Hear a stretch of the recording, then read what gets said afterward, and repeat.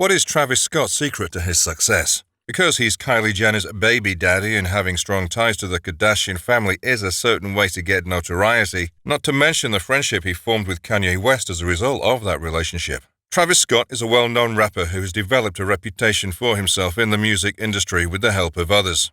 ASTROWORLD, a prominent music event in Houston, was also founded by him. Many people believe Travis Scott's ASTROWORLD to be the finest album of 2018, if not the whole decade. It's dark, trippy, and completely unique. ASTROWORLD isn't just a hip-hop album, as Larry Fitzmaurice of Pitchfork described it. It's also a ringmaster to his neon-decayed carnival of sound, as Pitchfork's Larry Fitzmaurice put it. Rock and trap music elements may also be heard if you listen attentively. It was a massive undertaking for Scott, who worked on it for 2 years before releasing it, tantalizing his admirers with thrilling updates along the way. So, for today's video, here are the 10 facts about Travis Scott's 2018 album, ASTROWORLD. But before we get into it, do me a favor and smash the like, subscribe to the channel, and hit the bell button for notifications whenever a new video is published. Without further ado, let's jump right into the video. Number 10. Tame Impala was one of the producers. Skeletons was not one of the album's most outstanding tracks. It sounds distinct from other songs since it was produced by none other than Kevin Parker, aka Tame Impala. Despite coming from completely different backgrounds, the two creative minds clicked right away. He doesn't waste time sort of doubting himself or doubting things, Parker said of Travis, which is really crucial because you need that flash of confidence. Number 9. It is named after a real theme park. ASTROWORLD isn't just a creation of LaFlame's mind. Six Flags ASTROWORLD, a defunct Houston amusement park, was the inspiration for his concept album. In 2006, it was dismantled to make way for extra housing space. The park's collapse ripped the pleasure out of the city, Scott said, describing the album's sound as taking a theme park away from kids. Number 8. All the features. The beauty of ASTROWORLD resides in all of the many partnerships that aren't expressly indicated in the song names. The album takes listeners on a musical trip with vocals from Frank Ocean, The Weeknd, James Blake, Sway Lee, Drake, and more. LaFlame is definitely not only involved in rapping for the sake of generating money, he's also the owner of his own record label.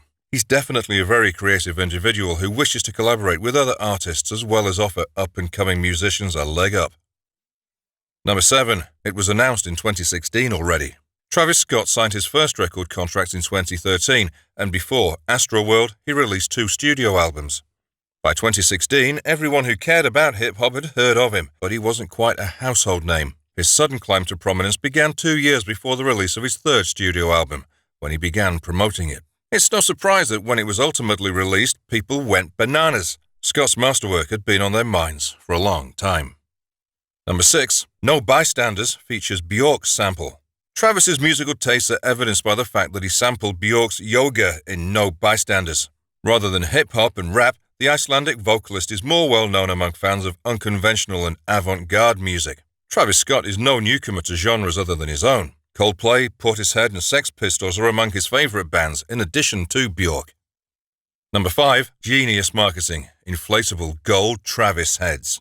Many days before the album's release, the gigantic golden head shown on the cover appeared at several locations around the United States. There was one on the roof of Amoeba Records in Los Angeles, one in front of the Cactus Music Store in Houston, and even one in Times Square in New York.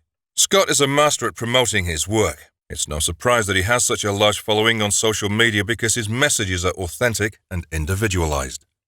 Number 4. A shout-out to Kylie Jenner. Kylie Jenner confirmed a year before the album's release that she's expecting LaFlame's child. Despite the fact that they are no longer together, they get along swimmingly. Travis is very involved in Stormi's life, and in the last lines of Sicko Mode, he says, "Pass this to my daughter. I'ma show her what it took. Baby mama cover Forbes, get these other shook."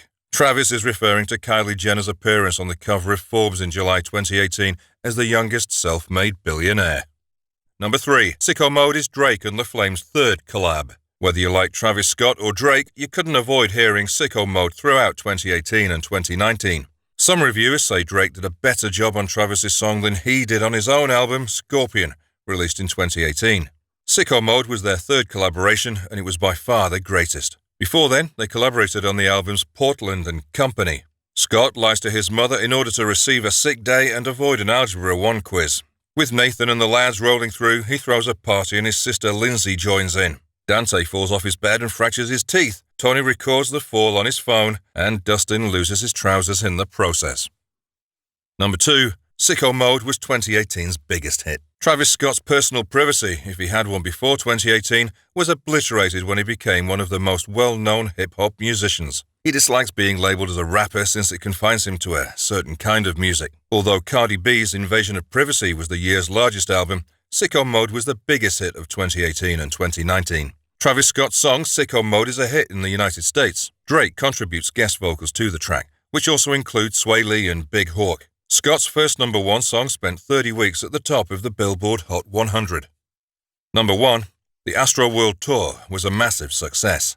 Let's take a look at the ASTROWORLD Wish You Were Here tour for a moment. It was eagerly awaited since fans knew they were in for a genuine roller coaster ride. Travis amassed a fortune of over $1 million in a number of places. He earned more than $34 million in total.